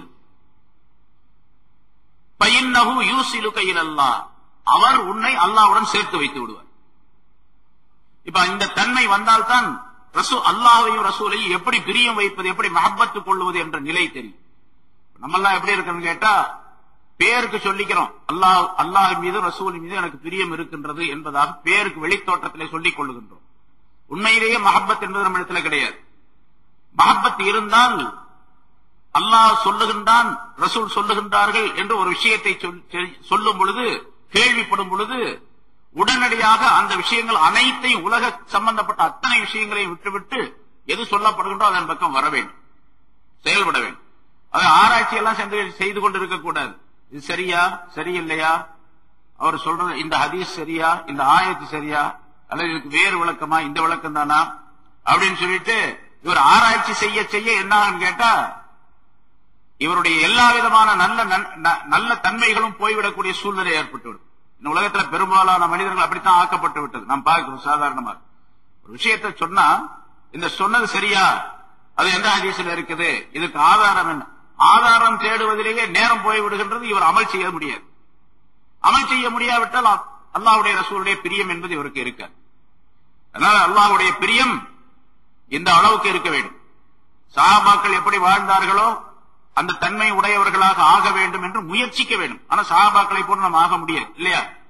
சஹாபாக்களை போன்று யார் எவ்வளவு பெரிய விலாயத்துடையவர்களாக இருந்தாலும், எவ்வளவு பெரிய வலியாக இருந்தாலும் ஆக முடியாது. அதே போல அல்லாஹ் மீது ரசூல் மீது அவர்கள் எப்படி பிரியம் வைத்தார்களோ அந்த பிரியத்தையும் நாம் கொள்ள முடியாது, மேற்கொள்ள முடியாது. இருந்தாலும் சஹாபாக்களுடைய வாழ்க்கையை நாம் முன்மாதிரியாக நாம் ஆக்கிக் கொள்ள வேண்டும். அல்லாஹ் மீது ரசூல் மீது பிரியம் வைத்தவர்களுடைய வாழ்க்கை முன்மாதிரியாக ஆக்கிக் கொண்டு செயல்பட வேண்டும் என்பதையெல்லாம் இந்த ஆயத்தின் மூலமாக அல்லாஹ் தஆலா தெரியப்படுத்துகின்றார். பல ஹதீசுகள் அல்லாஹ்வுக்காக வேண்டி, ரசூலுக்காக வேண்டி வாழ வேண்டும் என்பது, இந்த பொருள்கள் எல்லாம் பெரிதாக நம் முன்னால் வரக்கூடாது என்பதற்கு பல ஹதீசுகளை ரசூலுல்லாஹி ஸல்லல்லாஹு அலைஹி வஸல்லம் அவர்கள் சொல்லுகின்றார்கள். ஒரு ஹதீஸ், மன் அஹப்ப லில்லாஹ் வ அபகத லில்லாஹ் வ அத்தா லில்லாஹ் வ மனஅ லில்லாஹ் ஃபகத் இஸ்தக்மல் ஈமான். ஈமான் நிரப்பமாக இருப்பதற்கு 4 விஷயங்களை ரசூலுல்லாஹி ஸல்லல்லாஹு அலைஹி வஸல்லம் சொல்லித் தருகின்றார்கள். ஒருவர் அல்லாஹ்வுக்காக வேண்டிய மற்றவரை பிரியம் வைக்கக்கூடியவராக இருந்தால், ஒருவர் இன்னொருவரை நேசிக்கின்றார், நான் ஒருவரை நேசிக்கின்றேன், பிரியப்படுகின்றேன் என்று சொன்னால் அல்லாஹ்வுக்காக வேண்டி இருக்க வேண்டும். அதாவது அல்லாஹ் ரசூலுடைய கட்டளையை, சொற்களை நானும் அவரும் சேர்ந்து முழுமையாக நிறைவேற்றுவதற்குரிய நட்பாக அது அமைந்து விட வேண்டும். என் மூலமாக அவர், அவர் மூலமாக நான், பலன் தரக்கூடிய சூழ்நிலை ஏற்பட வேண்டும். அதுக்கு பேர் தான் அல்லாஹ்வுக்காக வேண்டி பிரியப்படுவது, அல்லாஹ்வுக்காக வேண்டி மஹப்பத் வைப்பது, நட்பு கொள்வது என்பதாக பொருளாகும். அதே மாதிரி அபோலா அல்லாஹ்வுக்காக வேண்டிய அவர் மற்றவரை வெறுக்கின்றார். ஒரு மனிதரை வெறுப்பதும் அல்லாஹ்வுக்காக வேண்டியே இருக்க வேண்டும். உலகத்தினுடைய எந்த நோக்கத்திற்காக வேண்டி, அவர் எனக்கு காசு கொடுக்கல, அவர் நான் சொன்னதை கேட்கல, என்ன மதிக்கல. பெரும்பாலும் ஒருவர் இன்னொருவரை வெறுப்பது எதற்காக வேண்டி வெறுக்கின்றார்கள்? என்ன அவர் மதிக்கவே மாட்டேங்கிறாருங்க அப்படின்னு சொல்லுவோம். அல்லது எனக்கு மரியாதை தர மாட்டேங்கிறார், என்னுடைய பொருளை அபகரித்துக் கொண்டார், எனக்கு தொந்தரவு செய்கின்றார், இடையூறு செய்கின்றார், எனக்கு ஏதாவது தீங்குகள் செய்கின்றார், என்னுடைய வியாபாரத்தில் என்னென்ன கெடுதல்கள் செய்து விட்டார், என்னுடைய வீட்டுக்கு என்னுடைய மனைவி மக்களுக்கு என்னென்ன தீங்குகள் செய்து விட்டார் அப்படிங்கிறதுக்காக அவரை வெறுக்கிறோம். அல்லாஹ்வுக்காக வேண்டி வெறுப்பது என்பது கிடையாது பெரும்பாலும் நம்மிடத்தில். அதே மாதிரி அல்லாஹ்வுக்காக வேண்டி பிரியம் வைப்பது என்பதும் இல்லை. இங்கு சொல்லுகின்றார்கள், மன் அஹப்பலில்லாஹ் வ அபகதலில்லாஹ், அல்லாஹ்வுக்காக வேண்டி எவர் ஒருவர் பிரியம் வைக்கின்றாரோ இன்னொருவரை, அதே போன்று அல்லாஹ்வுக்காக வேண்டி அவரை வெறுக்கின்றாரோ, அதே மாதிரி அவத்தாலில்லா மனாலில்லா, அல்லாஹ்வுக்காக வேண்டி கொடுக்கின்றாரோ அல்லாஹ்வுக்காக வேண்டிய தடுக்கின்றாரோ. கொடுப்பதும் அல்லாஹ்வுக்காக வேண்டி இருக்க வேண்டும். ஒருவருக்கு ஒரு பொருள் கொடுக்கின்றார், அது தர்மமாக கொடுத்தாலும் சரி, கடனாக கொடுத்தாலும் சரி, எது கொடுத்தாலும் சரி, கொடுக்கும் பொழுது அல்லாஹ்வுக்காக வேண்டி இருக்கு. அல்லாஹ்வுக்காக வேண்டி என்று சொல்லும் பொழுது கொடுக்கப்பட்ட அந்த பொருளின் மூலமாக எந்த பிரதிபலனையும் எதிர்பார்க்க கூடாது. என்ன சொல்ல போனா சூஃபியாக்களுடைய கருத்தின்படி அல்லாஹ்விடத்திலிருந்து அல்லாஹ் கொடுப்பான், அதற்கு பிரதி அப்படிங்கறதையும் கூட எதிர்பார்க்க கூடாது. ஆனா கொடுப்பான் நிச்சயமாக. எவர் ஒருவர் ஒரு நன்மையை செய்தால் அது போன்று 10 மடங்கு உண்டு என்று அல்லாஹ் தஆலா சொல்லுகின்றான். ஒரு பொருளை தர்மம் செய்தால் 1 ரூபாய் தர்மம் செய்தால் 10 ரூபாய் உண்டு நிச்சயமா. அந்த 10 ரூபாய்க்குள்ள பலன் உலகத்திலும் கிடைக்கலாம், ஆகிரத்திலும் கிடைக்கலாம். உலகத்திலே கிடைச்சிடும். 10 ரூபாய், 1க்கு 10 அப்படின்னு சொன்னா 1 ரூபாய் தர்மம் கொடுத்தா 10 ரூபாய் கிடைக்கும் அப்படிங்கிற அர்த்தம் அல்ல. சில பேர் அப்படி நினைச்சிட்டு இருக்காங்க. அப்படி நான் கொடுத்தேன் 10 ரூபாய் கொடுத்தேன் 100 ரூபாய் வரவே இல்லை இது வரைக்கும் அப்படின்னு சொல்லுவாங்க. அப்படி 1க்கு 10 மடங்கு வர்றதுன்னு அர்த்தம் அல்ல. அதுக்கு 10 மடங்கு அதிகமா ஒரு ரூபாய்க்கு என்ன நன்மையோ அது போன்று 10 மடங்கு நன்மையை அல்லாஹ் தஆலா கொடுப்பான்னு. சில சமயங்கள்ல 1க்கு 10 கிடைச்சிடலாம், 10 ரூபாயும் கிடைக்கலாம். அது ரொம்ப கம்மியான விஷயம். ரூபாய் கிடைக்கிறது அர்த்தம் அல்ல, காசு கிடைக்கிறது அர்த்தம் அல்ல. 10 மடங்கு நன்மை கிடைக்கும். அந்த நன்மை உலகத்திலும் கிடைக்கலாம், ஆகிரத்திலும் கிடைக்கலாம். மௌத்துக்கு முன்னாலும் இருக்கலாம், மௌத்துக்கு பின்னாலும் இருக்கலாம். ஆனா கொடுக்கிறது அல்லாஹ்வுக்காக கொடுக்க வேண்டும். எந்த விதமான எதிர்பார்ப்பும் இருக்கக்கூடாது. 10 கிடைக்கும் அப்படிங்கிறதுக்காக கொடுக்க கூடாது. ராபியத்துல் பஸ்ரியா சொல்லியதை போன்று, நீ என்ன சொர்க்கத்துல போட்டாலும் சரி, நரகத்துல போட்டாலும் சரி, எனக்கு அதை பத்தி பிரச்சனையே இல்லை. நம்ம எல்லாம் என்ன கேட்போம்? எல்லாம் நரகத்தை விட்டு காப்பாத்து, சொர்க்கத்துக்கு அனுப்பு, அப்படிதான் கேட்கிறோம். நம்ம பக்கினா உதாபன்னார், நரகத்தை விட்டு எங்களை பாதுகாப்பாயாக என்று கேட்டுக்கிட்டே இருக்கிறோம். சொர்க்கத்துக்கு எங்களுக்கு சொர்க்கத்திலே இடமளிப்பாயாக என்று கேட்டுக்கொண்டே இருக்கின்றோம். நீ நரகத்துல போட்டாலும் சரி, சொர்க்கத்துல போட்டாலும் சரி, எனக்கு அதை பத்தி பிரச்சனை இல்லை. ஏன்னா ரெண்டும் ஓ இடம் தான். நீ தான் படைச்சது. சொர்க்கத்தையும் நீ தான் படைச்ச, நரகத்தையும் நீ தான் படைச்ச. எங்க போட்டாத்தான் எனக்கு எனக்கு வேண்டியது என்ன தெரியுமா? உன்னுடைய திரு பொருத்தம், உன்னுடைய ரிவா என்று சொல்லப்படக்கூடிய திரு பொருத்தம் எனக்கு வேணும். நீ என்னை பொருந்திக் கொண்டால் அது போதுமானது, நீ எங்க போட்டாலும் சரி என்று சொல்லுவார்களா? அதுபோன்று அல்லாஹ்வுக்காக வேண்டியே ஒரு மனிதர் வாழ்வது, அல்லாஹ்வுக்காக கொடுப்பது, அதே போன்று அல்லாஹ் ஒருத்தருக்கு கொடுக்காமல் இருப்பதும் அல்லாஹ்வுக்காக. அவர் கொடுக்க முடியாதுங்க. ஏன்னு கேட்டா, நான் கொடுக்கின்ற பொருளை அவர் சரியாக செலவு செய்ய மாட்டார், நியாயமான வழியிலே செலவு செய்ய மாட்டார், தவறான முறையில அந்த பொருளை பயன்படுத்துவார். அதுக்காக வேண்டி அதே போல அவருக்கு கொடுக்க மாட்டேன். ஏன் என்று சொன்னால், அவர் அல்லாஹ் ரசூலுக்கு எதிராக செயல்பட்டுக் கொண்டிருக்கின்றார். அதனால அவர் கொடுக்க முடியாது. அவர் முஸ்லீமா இருக்கலாம், முஸ்லீமா அல்லாதவரா இருக்கலாம். யாருக்கு கொடுக்கிறதா இருந்தாலும் சரி, யாருக்கு கொடுக்காமல் இருப்பதா இருந்தாலும் சரி, அல்லாஹ்வுக்காக வேண்டி கொடுத்தால், அல்லாஹ்வுக்காக வேண்டி தடுத்தால், எவர் தடுக்கின்றார் அவர் பகதிஸ்தக்மல் ஈமான், அவர் ஈமானை நிரப்பமாக ஆக்கி கொண்டார். நிரப்பமான ஈமான் உடையவர். பாருங்க, சாதாரணமாக நமக்கு தெரியுது இந்த விஷயம். 4 விஷயம். அல்லாஹ்வுக்காக வேண்டிய ஒருவரை நட்பு கொள்வது, அல்லாஹ்வுக்காக வேண்டிய அவரை வெறுப்பது, அல்லாஹ்வுக்காக வேண்டிய கொடுப்பது, அல்லாஹ்வுக்காக வேண்டிய தடுப்பது. 4 விஷயங்களை செய்துவிட்டால் ஈமான் நிரப்பமாக ஆகிவிடும் என்பதாக குறிப்பிடுகின்றார். அதேபோல் மற்றொரு ஹதீஸ்ல, ஸலாத்துன் மன் குன்ன ஃபீஹி வஜத ஹலாவத்தல் ஈமான், எவர் ஒருவரிடத்திலே 3 விஷயங்கள் இருக்கின்றனவோ அவர் ஈமானுடைய சுவையை பெற்றுக் கொண்டவராக ஆவார். 3 விஷயம் இருந்துச்சுன்னா ஈமானுடைய சுவையை பெற்றுக் கொண்டவராக ஆவார். மன் கான அல்லாஹ் வ ரசூலுஹு அஹப்ப இலைஹி மிம்மா சிவாஹுமா. முதல்ல சொன்ன கருத்து, அல்லாஹும் அவனுடைய ரசூலும் அவனுடைய தூதரும் அந்த இருவர் அல்லாத மற்றவர்களை விட இவருக்கு அவர்கள் பிரியமாக இருக்க வேண்டும். அதாவது உலகத்தில் உள்ள எல்லா பொருளை விட அல்லாஹ் ரசூலும் பிரியமா இருக்கணும். 1. வமன் அஹப்ப அப்தன் லா யுஹப்பு இல்லா லில்லாஹ். ஒரு மனிதரை ஒருவர் அவர் பிரியம் வைக்கின்றார், அல்லாஹ்வுக்காக வேண்டி அவரை பிரியம் வைக்க வேண்டும். 2.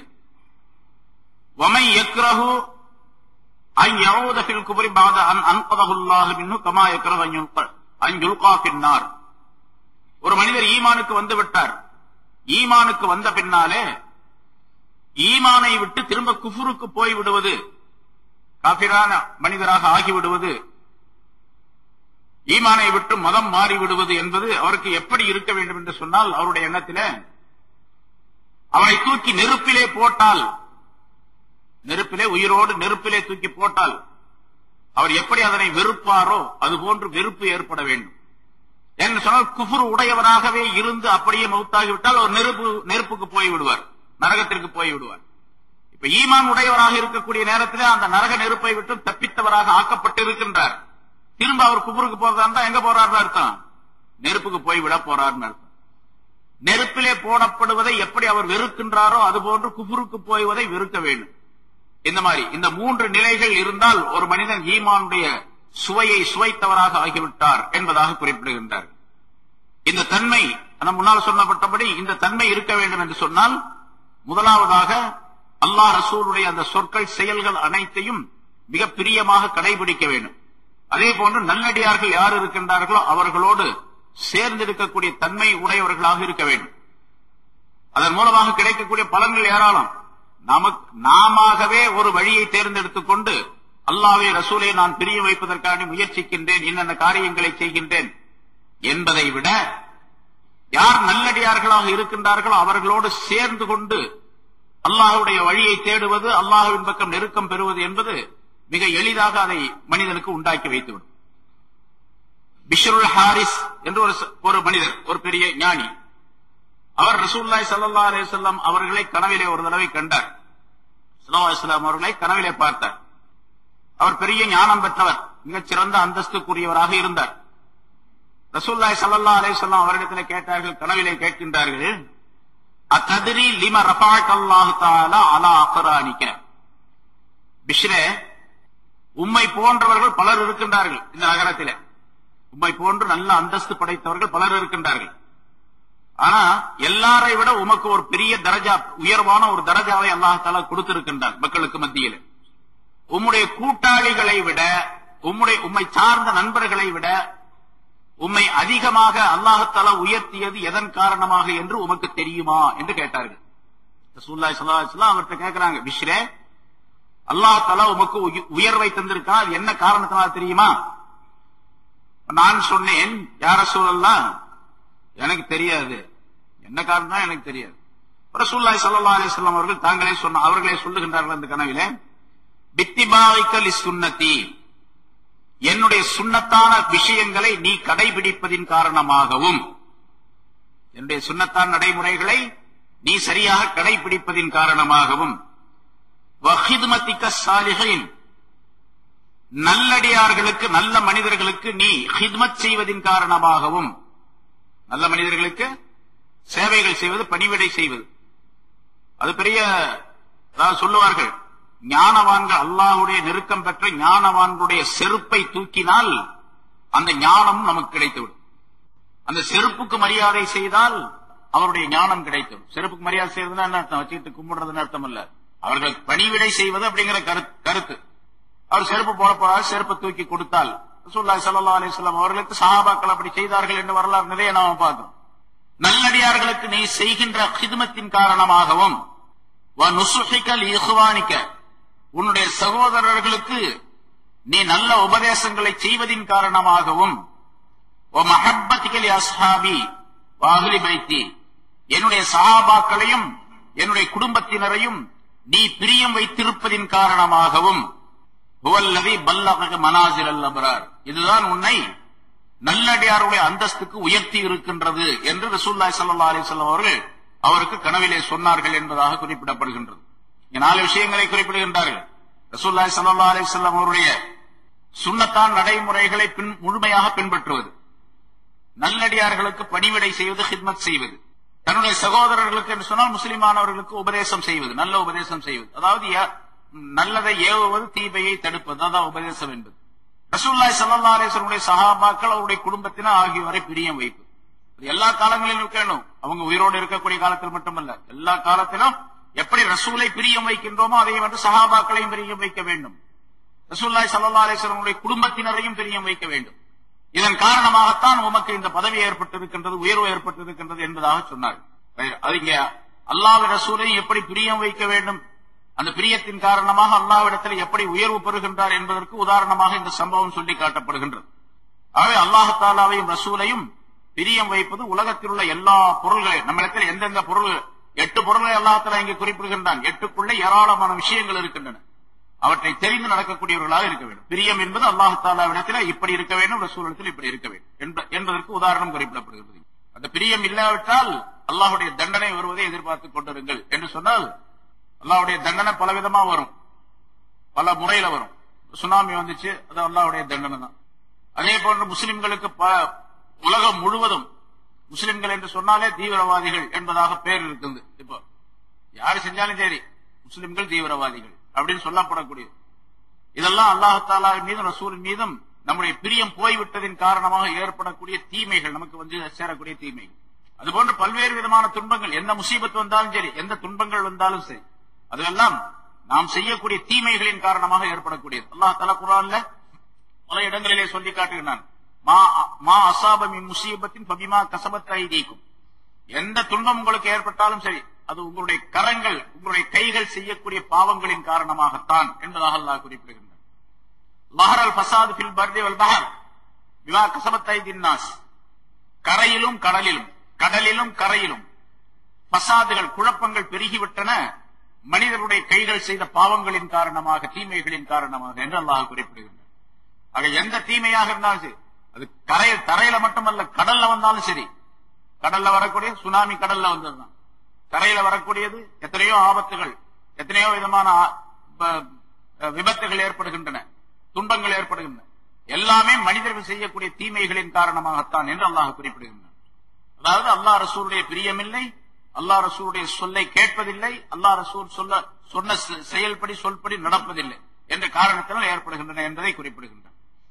அடுத்து அல்லாஹ் சொல்லுகின்றான், வலகத் நஸரகுமுல்லாஹு ஃபீ மவாத்தின கஸீரத்தின். ஜிஹாத பற்றி, அல்லாஹ்வுடைய பாதையிலே போர் செய்வதை பற்றி உள்ள ஆயத்துகள் முன்னால் சொல்லப்பட்டன. இந்த போர் செய்வது, அல்லாஹ் மீது பிரியம் வைப்பது, ரசூலின் பிரியம் வைப்பது எல்லாம் ஈமானுடைய சிபத்து தன்மைகளை சார்ந்தது என்று அல்லாஹ் தஆலா குறிப்பிட்டார். இந்த இடத்துல உலகத்தில் உள்ள எல்லா பொருளை விட, எல்லா மனிதர்களை அல்லாஹ் ரசூலையும் அதிகமாக பிரியம் வைக்க வேண்டும் என்பதையும் குறிப்பிட்டார். அதே போல இங்க அடுத்து ரசூலுல்லாஹி ஸல்லல்லாஹு அலைஹி வஸல்லம் அவருடைய காலத்தில் நடந்த போரை பற்றி அல்லாஹ் இங்கே குறிப்பிடுகின்றார். ஒரு போரை பற்றி, ஹுனைன் போர் என்பதாக சொல்லப்படும் ஹுனைன் என்ற இடத்திலே நடந்த போர், அதை பற்றி ஒரு குறிப்பை அல்லாஹ் தஆலா சொல்லி, அல்லாஹ்வின் மீது எப்படி நம்பிக்கை வைக்க வேண்டும் என்பதும், அல்லாஹ்வுடைய பாதையிலே எப்படி ஜிஹாத் செய்ய வேண்டும் என்பதையும் அல்லாஹ் தஆலா இதிலே குறிப்பிடுகின்றார். வலகத் நஸரகுமுல்லாஹு ஃபீ மவாத்தின கஸீரத்தின். பல இடங்களிலே பல போர்க்களங்களிலே அல்லாஹ் தஆலா உங்களுக்கு திட்டமாக உதவி செய்துள்ளான். பல போர்க்களங்களிலே, பத்ரிலிருந்து ஆரம்பிச்சா எல்லா போர்க்களங்களிலும் அல்லாஹ் தஆலா உதவி செய்திருக்கின்றான். இங்கே ஏராளமான பொருள், ஃபீ மவாத்தின கஸீரத்தின், அதிகமான போர்க்களங்களிலே என்று சொன்னால் எல்லா போர்க்களங்களிலும் அர்த்தம், எல்லா போர்க்களங்களிலும் அல்லாஹ்வுடைய உதவி உங்களுக்கு ஏற்பட்டிருக்கின்றது. வயோம ஹுனைனின், ஹுனைனுடைய நாளிலும், ஹுனைன் என்ற இடத்திலே நடந்த போருடைய அந்த நாளிலும் உங்களுக்கு திட்டமாக அல்லாஹ் தஆலா உதவி செய்தான். இது ஆஜபத்துக்கும் கஸ்ரத்துக்கும், நீங்கள் அதிகமாக இருந்தது, அதிகமாக படையினர் அதிகமாக நீங்கள் இருந்தது உங்களுக்கு வியப்பை தந்த நேரத்திலே உங்களுக்கு ஒரு பெருமை ஏற்பட்டுச்சு. அதாவது சஹாபாக்களுக்கு நாம அதிகமா இருக்கிறோம், இன்னைக்கு வெற்றி பெற்று விடுவோம் என்று ஒரு பெருமை, ஒரு மனதிலே ஒரு விதமான பெருமை ஏற்பட்டது. அந்த நேரத்திலும் ஹுனைனுடைய நாளிலே அல்லாஹ் தஆலா உங்களுக்கு உதவி செய்தான் என்று அல்லாஹ் குறிப்பிடுகின்றான். மக்காவுடைய வெற்றி ஹிஜ்ரி 8வது ஆண்டு நடந்தது. ரமலான் மாதம் ரசூலுல்லாஹி ஸல்லல்லாஹு அலைஹி வஸல்லம் அவர்கள் 10,000 பேர்களுடன் 10,000 சஹாபாக்கள் வீரர்களுடன் மதீனாவிலிருந்து மக்காவுக்கு படையெடுத்து வந்தார்கள். ஆனா ரசூலுல்லாஹி ஸல்லல்லாஹு அலைஹி வஸல்லம் இப்படி படையெடுத்து வருகின்றார்கள் என்று தெரிந்தவுடனேயே அந்த மக்காவாசிகளுக்கு மிகப்பெரிய பயம் ஏற்பட்டு விட்டது. கடைசியாக சரணடைந்து விட்டார்கள். போர் நடக்கல, சரணடைந்து மக்காவை ரசூலுல்லாஹி ஸல்லல்லாஹு அலைஹி வஸல்லம் அவர்கள் ஒப்படைச்சிட்டாங்க. ஒப்படைத்த பின்னால அங்க இருக்கக்கூடியவர்கள் எல்லாம் இப்ப ரசூலுல்லாஹி ஸல்லல்லாஹு அலைஹி வஸல்லம் அவர்களுடைய கட்டுப்பாட்டுக்கு உள்ளானவர்களாக இருக்கின்றார்கள். மக்கா வெற்றி அடைந்து விட்டது. வெற்றி அடைந்த உடனே ரசூலுல்லாஹி ஸல்லல்லாஹு அலைஹி வஸல்லம் அவர்கள் பல வேலைகளை செய்தார்கள். அந்த நாளிலே பல வேலைகளை செய்தார்கள். காபாவுக்கு சென்றார்கள். அங்கிருந்த எல்லா சிலைகளையும் தங்களுடைய கைத்தடியால் இழுத்து கீழே போட்டு அதை உடைத்தார்கள். ஜால் ஹக் வ ஸஹகுல் பாத்தில், சத்தியம் வந்து விட்டது, அசித்தியம் அழிந்து விட்டது என்ற இந்த வாசகத்தை ஆயத்தை சொல்லிக் கொண்டே அதை தள்ளினார்கள். பிறகு அதையெல்லாம் அந்த சிலைகளை விட்டு சுத்தம் செய்தார்கள். பிறகு அதற்குள்ளே தொழுதார்கள். நிறைய நீண்ட வரலாறு. அதே போன்று எல்லோரும் ரசூலுல்லாஹி ஸல்லல்லாஹு அலைஹி வஸல்லம் அவர்கள் முன்னால் நிறுத்தப்பட்டார்கள். மக்காவாசிகள்ல பல தலைவர்கள், அபூ சுஃபியான் உட்பட. அபூ சுஃபியான் அதுவரைக்கும் இஸ்லாத்தை ஏற்றுக்கொள்ளவில்லை. அப்போ காபிரா தான் இருக்கிறார். அவர் காபிர்கள் அந்த மக்காவுடைய தலைவராக இருக்கிறார். இன்னும் பல பேர் ஓடி ஒளிந்து கொண்டார்கள். இன்னும் சில பேர் ஊரை விட்டு ஓடிவிட்டார்கள். ஏன்னா இப்ப ரசூலுல்லாஹி ஸல்லல்லாஹு அலைஹி வஸல்லம் அவருடைய ஆதிக்கத்துக்கு உட்பட்டதாக மக்கா ஆகிவிட்டது. நாம் அவர்களிடத்தில் அகப்பட்டுக் கொண்டால் நாம் இதுவரைக்கும் செய்த தீமைகளுக்கும் இடையூறுகளுக்கும் பதிலாக நம்முடைய தலை போய்விடும், நம்முடைய உயிர் போய்விடும், நம்மை கொலை செய்து விடுவார்கள் என்பதாக பல பேர் மக்காவை விட்டு ஓடி போயிட்டாங்க. அதுல அபூஜஹலுடைய மகன் இக்ரிமா அவரும் ஓடி போயிட்டார், ஊரை விட்டு ஓடிட்டார். அப்புறம் அவரை கொண்டு வந்து அவர் இஸ்லாத்திற்கு வந்தார் என்பது வரலாறு. இப்ப அபூ சுஃபியானும் அதே மாதிரி உஹது போர்க்களத்திலே ரசூலுல்லாஹி ஸல்லல்லாஹு அலைஹி வஸல்லத்துடைய சிறிய தந்தை ஹம்ஸா ரலியல்லாஹு தஆலா அன்ஹு அவர்களை ஒரு படுகொலை செய்து அந்த இடத்துல ஷஹீதாக்கி வெற்றி வாகை சூடினோம் என்பதாக சொல்லி பலவிதமான தீமைகளை செய்த கொடூரமான ஒரு நிலையை செய்த வஹ்ஷி என்பவரும் கூட அங்கே இருக்கின்றார்.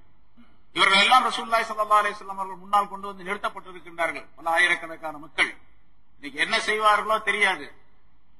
நம்முடைய இதோடு நம்முடைய சகாப்தம் முடிந்து விட்டது. மக்காவில் இருக்கக்கூடிய குறைஷி என்ற இந்த வம்சமே அழிந்துவிடும். ஏன்னா ரசூலுல்லாஹி ஸல்லல்லாஹு அலைஹி வஸல்லம் அவர்களுக்கு கடந்த பல ஆண்டுகளாக மக்கா வெற்றி வரைக்கும் எடுத்துக்கொண்டா நுபுவத்துடைய காலத்திலிருந்து கிட்டத்தட்ட 20 வருஷத்துக்கு மேலாச்சு. 20 ஆண்டுகளாக நாம் மிகப்பெரிய கடுமையான எதிரிகளாக இவர்களுக்கு இருந்து வந்திருக்கிறோம். பலவிதமான தொல்லைகளை கொடுத்திருக்கின்றோம். பல சகாபாக்களுக்கு பலவிதமான இடையூறுகளை ஏற்படுத்தி இருக்கின்றோம். பலரை கொலையும் செய்திருக்கின்றோம். இந்த நேரத்தில் இவர்களிடத்தில் பிடிபட்டு விட்டோம். இப்பொழுது கைதிகளாக நின்று கொண்டிருக்கின்றோம். என்ன செய்வார்களோ என்று எல்லாரும் பயந்து கொண்டிருந்த நேரத்தில் ரசூலுல்லாஹி ஸல்லல்லாஹு அலைஹி வஸல்லம் அவர்கள் சொன்னார்கள், இன்னைக்கு உங்களை யாரையும் நான் எதுவும் செய்ய போறதில்லை. என்னுடைய சகோதரர் யூசுப் அலைஹிஸ்ஸலாம் அவர்கள் தங்களுடைய சகோதரர்களுக்கு எப்படி சொன்னார்களோ அதே வார்த்தையை உங்களுக்கு நான் சொல்லிக் கொள்ளுகின்றேன் என்பதாக சொல்லி லா தஸ்ரீப அலைக்குமுல் யௌம் யக்ஃபிருல்லாஹு லக்கும் என்பதாக சொன்னார்கள். உங்களின் மீது இன்று எந்த விதமான குற்றச்சாட்டும் கிடையாது. உங்களின் மீது நான் எந்த குற்றச்சாட்டையும் சொல்லவில்லை. உங்களை அல்லாஹ் தஆலா மன்னிப்பானாக என்று சொல்லி பொது மன்னிப்பளித்தார்கள் ரசூலுல்லாஹி ஸல்லல்லாஹு அலைஹி வஸல்லம். இந்த மன்னிப்பின் காரணமாக, பொது மன்னிப்பின் காரணமாக, இப்படி சொன்னதின் காரணமாக அதே நாள்ல ஒரே நாள்ல 2000 பேர் இஸ்லாத்தை ஏற்றுக்கொண்டார்கள் மக்காவாசிகளில். அதில் அபூ சுஃபியானும் வஹ்ஷி என்பவரும் உண்டு, இக்ரிமாவும் இருக்கிறார். ஹம்ஸா ரலியல்லாஹு தஆலா அவர்களுடைய வயிற்றை கிழித்து ஈரலை எடுத்து சுவைத்து துப்பிய இந்த என்ற அந்த பெண்மணியும் இருக்கின்றார். அவரும் இஸ்லாத்தை ஏற்றுக்கொண்டார். எல்லாரும் இஸ்லாத்தை ஏற்றுக்கொண்டார். 2000 பேர். இப்ப மக்கா வெற்றி. அதற்கு பின்னால மக்காவில சில ஒழுங்குமுறைகளை செய்தார்கள். ஏன்னா ஒரு நாட்டை பிடிச்சா அந்த நாட்டில் இருக்கக்கூடிய ஆட்சி முறையை ஒழுங்குபடுத்த வேண்டும். இதுவரைக்கும் பல நூற்றுக்கணக்கான ஆண்டுகளாக அங்கே ஷிர்குடைய ஆட்சி நடந்து கொண்டிருந்தது. இப்ப ஈமானுடைய ஆட்சி வந்து விட்டது. என்ன செய்ய வேண்டும்? எவ்வளவு பெரிய மன்னராக இருந்தாலும், எவ்வளவு பெரிய ராஜதந்திரியாக இருந்தாலும், அரசியல் வித்தகராக இருந்தாலும் அந்த மாதிரி செய்ய முடியாது. அல்லாஹ்வுடைய தூதர் என்ற காரணத்தினால் அல்லாஹ் தஆலா ரசூலுல்லாஹி ஸல்லல்லாஹு அலைஹி வஸல்லம் அவர்களுக்கு அந்த ஆற்றலை கொடுத்து உடனடியாக ஒரு சில நாள்களிலேயே அந்த நாட்டுடைய நிர்வாகம், மக்காவுடைய நிர்வாகம் எப்படி இருக்க வேண்டும் என்பதையெல்லாம் சஹாபாக்களுக்கு சொல்லிக் கொடுத்தார்கள். இந்த நேரத்தில் மக்காவிலிருந்து தாயிஃபுக்கு போற வழியில, மக்காவுக்கும் தாயிஃபுக்கும் இடையில ஹுனைன் என்று ஒரு இடம் இருக்கின்றது. அங்கே ஹவாஸின் என்று ஒரு கூட்டத்தார் வாழ்ந்து வருகின்றார்கள். அவங்க சொன்னாங்க, நம்ம மக்காவாசிகளுக்கு போர் தந்திரங்கள்லாம் தெரியல, போரிடுவதற்குரிய முறை அவங்களுக்கு தெரியல. அதனால மக்காவாசிகள் எல்லாம் தோத்து போனாங்க. முஹம்மது ஸல்லல்லாஹு அலைஹி வஸல்லம் அவருடைய படையினிடத்துல சஹாபாக்கள் தோத்து போனாங்க. எங்கள்கிட்ட மட்டும் வந்தாங்கன்னு சொன்னா நாங்க ஒரு கை பார்த்துருவோம். நாங்க போர் தந்திரம் தெரிந்தவர்கள், நாங்க அவர்களை தோல்வியுறச் செய்து விடுவோம் என்பதாக ஹவாஸின் என்ற கூட்டத்தார் சொன்னார்கள். இதை கேள்விப்பட்ட அந்த தாயிஃப் வாசிகள் சகீஃப் என்ற கூட்டத்தினர், சகீஃப் கிளையினர், சகீஃப் கூட்டத்தினர் தான் ஸல்லல்லாஹு அலைஹி வஸல்லம் அவர்கள் ஆரம்பத்தில் மக்காவில் இருக்கக்கூடிய நேரத்தில் தாயிஃபுக்கு பிரச்சாரத்திற்காக சென்ற பொழுது சிறுவர்களை ஏவி விட்டு கல்லால் அடித்தவர்கள் அந்த சகீஃப் என்ற கூட்டத்தினர். அவங்களும் சொன்னாங்க, ஆமா நாங்களும் உங்க கூட சேர்ந்துக்கிறோம், நம்ம 2 பேரும் சேர்ந்து சஹாபாக்களை முஹம்மது ஸல்லல்லாஹு அலைஹி வஸல்லம் அவர்களே அந்த படையை முஸ்லிம் படையை எதிர்ப்போம் என்பதாக சொல்லி அவர்களும் அங்கே சேர்ந்து கொண்டார்கள். சேர்ந்து கொண்ட பின்னால இவர்கள் சேர்ந்து இப்படி போரிடுவதற்காக, அதாவது இஸ்லாத்துல முஸ்லிம்களுடன் போருக்கு தயாராக இருக்கின்றார்கள் என்ற விஷயம் ரசூலுல்லாஹி ஸல்லல்லாஹு அலைஹி வஸல்லம் அவர்களுக்கு மக்காவுக்கு கிடைத்தது. உடனே சஹாபாக்கள் 10,000 சஹாபாக்கள் அங்கிருந்து வந்தார்கள் அல்லவா, மதீனாவிலிருந்து, இவர்களை எல்லாம் ஒன்று திரட்டினார்கள். அதே போல நாங்களும் வருகின்றோம் என்பதாக சொல்லி மக்காவிலே புதிதாக இஸ்லாத்தை ஏற்றுக்கொண்ட 2,000 பேரும் சேர்ந்துகிட்டாங்க. 12,000 பேராச்சு. 12,000 பேர் கொண்ட ஒரு படையுடன் ரசூலுல்லாஹி ஸல்லல்லாஹு அலைஹி வஸல்லம் அவர்கள் ஹுனைன் என்ற இடத்துக்கு போனாங்க. அந்த இடத்துல அந்த ஹவாஸின் என்ற கூட்டத்தார் இடத்துல, ஹுனைன் என்ற அந்த இடத்துல அந்த கபீலா, அந்த கூட்டத்தாருடைய தலைவர் ஒருவர், மாலிக் இப்னு அவுஃப் என்பதாக அவனுடைய பெயர், அந்த தலைவருடைய பெயர். அந்த தலைவர் எல்லா மக்களையும் கூட்டி, இப்படி முஸ்லிம்கள் நம்ம இடத்துல சண்டை செய்வதற்காண்டி, போர் செய்வதற்காண்டி வந்து இருக்கிறாங்க, நம்மளும் வந்து போர் செய்வதற்கு முதல்ல சொன்னோம், நம்ம போர் திறன் உள்ளவர்கள், தந்திரம் கொண்டவர்கள், அதனால இந்த சகீஃப் என்ற கூட்டத்தாரும் வந்து சேர்ந்துகிட்டாங்க, நம்ம பெரிய ஒரு போராக செய்து அவர்களை இன்றைக்கு இல்லாமல் ஆக்கிவிட வேண்டும், முஸ்லிம்களை அழித்து விட வேண்டும் என்பதற்காக வேண்டி பெரிய ஒரு தயாரிப்பை செய்தார்கள். படையை திரட்டினார் அந்த மாலிக் என்பவர், அந்த தலைவராக இருக்கக்கூடியவர். என்ன செய்யணும் கேட்டா, உங்களில் இருக்கக்கூடிய எல்லா மனிதர்களும் வந்து விட வேண்டும், ஆண்கள் மட்டுமல்ல பெண்களும் போர்க்களத்திற்கு வர வேண்டும். ஊரை விட்டு வெளியே இருக்கக்கூடிய ஒரு மைதானத்தை குறிப்பிட்டு அந்த மைதானத்துக்கு எல்லாரும் வந்து விட வேண்டும். ஆண்கள் பெண்கள் மட்டுமல்ல சிறுவர்களையும் கூட்டிக் கொண்டு வந்து விட வேண்டும். மனிதர்களை மட்டுமல்ல மிருகங்களை எல்லாம் கொண்டு வந்து விட வேண்டும். உங்கள்ட்ட இருக்கிற ஆடு மாடு ஒட்டகம் எல்லாத்தையும் கொண்டு வந்து போர்க்களம்.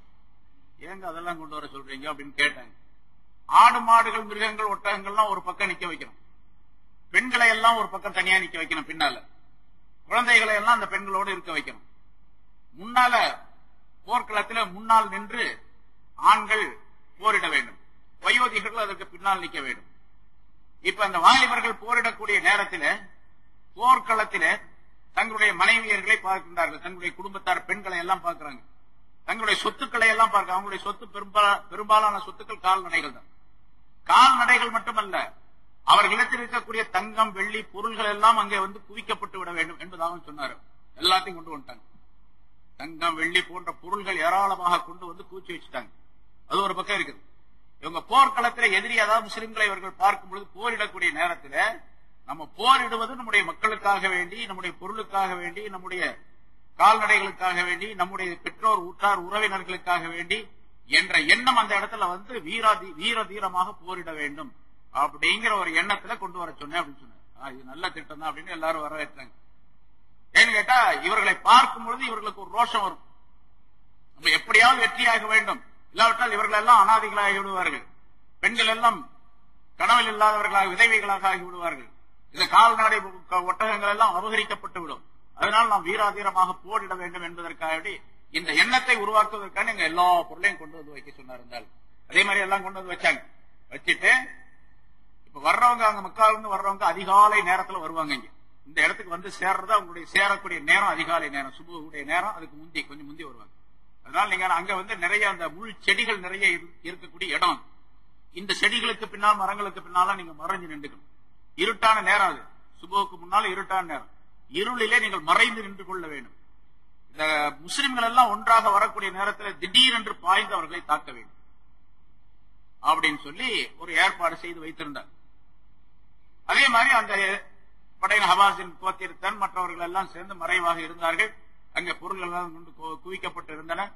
திடீரென்று சஹாபாக்கள் ரசூலுல்லாஹி ஸல்லல்லாஹு அலைஹி வஸல்லம் அவர்களுக்கு அந்த போர்க்களத்தில் வந்தவுடனே, அந்த இடத்துக்கு வந்த உடனே மறைஞ்சிருந்த இவங்க எல்லாம் திடீர் தாக்க ஒண்ணு சஹாபாக்கள் ஒண்ணும் செய்ய முடியும்.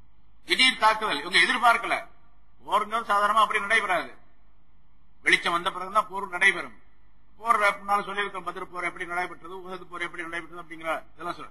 2 அணிகள் அணிவகுத்து நிற்க வேண்டும். அங்கிருந்து ஒருத்தர் வருவார், இங்கிருந்து பின்னால ஒருத்தர் போவார். அவர் சில வீரதீர பாட்டுகளை பாடுவார், இவரும் சில வீரதீர்களை பாட்டு பாடுவார். அப்புறம் 2 பேரும் ஜெனரல், அப்புறம் 2 பேர் வருவாங்க, 3 பேர் வருவாங்க, அப்புறம் எல்லாம் சேர்ந்து போர் நடக்கும். இப்படித்தான் போருடைய முறை அந்த காலத்துல இருந்தது. அதுக்கு நேர் மாற்றமாக திடீரென்று தாக்குதல் கூட சஹாபாக்கள் எல்லாம் சிதறி ஓட ஆரம்பிச்சிட்டாங்க.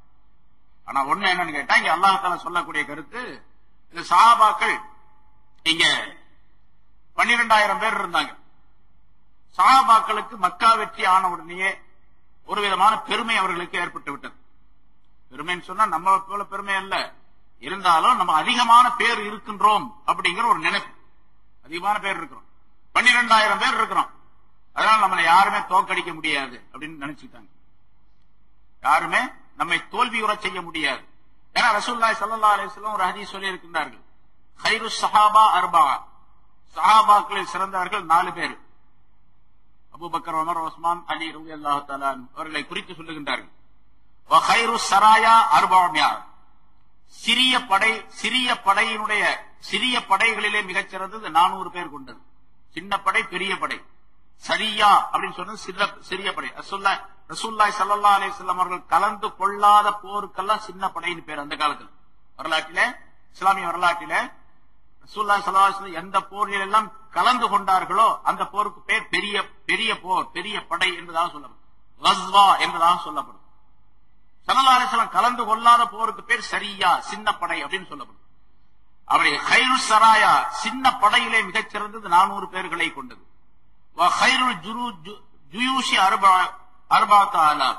பெரிய படையிலே சிறந்தது 4000 பேர்களை கொண்டது. லன் தகலிப இஸ்னா அஷர அல்பம் மின் கில்லா, ஒரு சின்ன படை 12,000 பேர் உள்ள படையை தோற்கடிக்க முடியாது என்று ரசூலுல்லாஹி ஸல்லல்லாஹு அலைஹி வஸல்லம் ஹதீஸை சொல்லி இருக்கின்றார்கள். தெரியுமோ தெரியாத சஹாபாக்கள் சிலர் 12,000 பேர் இருக்கிறோம் அப்படின்னு சொன்ன உடனே அவங்களுக்கு ஒரு விதமான பெருமை ஏற்பட்டு விட்டது. நாங்க 12,000 பேர் இருக்கிறோம் அப்படின்னு சொல்லி. அந்த பெருமை அப்படிங்கிறது அதாவது இருமாப்பு அப்படின்லாம் சொல்லக்கூடாது. 12,000 பேர் இருக்கும்போது மனிதனுடைய இயல்பு, மனிதன் என்ற அடிப்படையில் அவர்களுக்கு தானாகவே ஒரு நம்ம 12,000 பேர் இருக்கு, நம்ம கண்டிப்பாக வெற்றி பெற்று விடுவோம், நம்ம யாரும் தோற்கடிக்க முடியாது அப்படின்னு நினைச்சாங்க.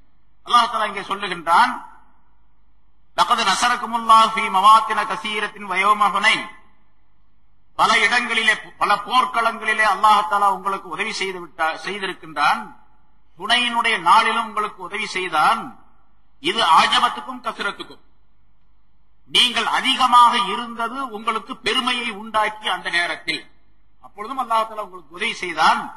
ஆனால் பலம் தூணி அன்கும் ஷைஆ, நீங்கள் அதிகமாக இருந்தது உங்களுக்கு எந்த விஷயத்தையும் பலன் தரவே இல்லை.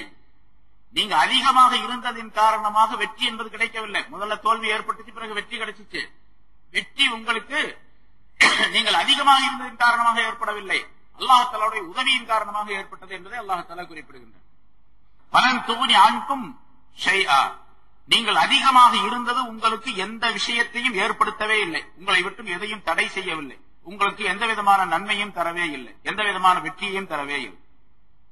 அது மட்டுமல்ல, இப்படி அந்த இருள மறைஞ்சிருந்த அவர்கள் தாக்கிய உடனே எல்லாம் சிதறி ஓட ஆரம்பிச்சிட்டாங்க. 12,000 பேர்களிலே ரசூலுல்லாஹி ஸல்லல்லாஹு அலைஹி வஸல்லம் அவர்கள் போர்க்களத்திலே நிலைத்திருந்தார்கள். எப்படி அந்த உஹதுல இருந்தார்களோ அதே போல ஒரு 100 பேரும் கூட இல்லையா அந்த இடத்துல. 12,000 பேரும் போயிட்டாங்க, எங்க போனாங்க தெரியாது, ஓடி போயிட்டாங்க, அங்க இங்க சிதறி ஓடிட்டாங்க. ஒரு சில நூற்றுக்கணக்கான மக்கள் மட்டும், சஹாபாக்கள் மட்டும் ரசூலுல்லாஹி ஸல்லல்லாஹு அலைஹி வஸல்லம் அவர்களோடு நிலைத்து அந்த போர்க்களத்திலே இருந்தார்கள்.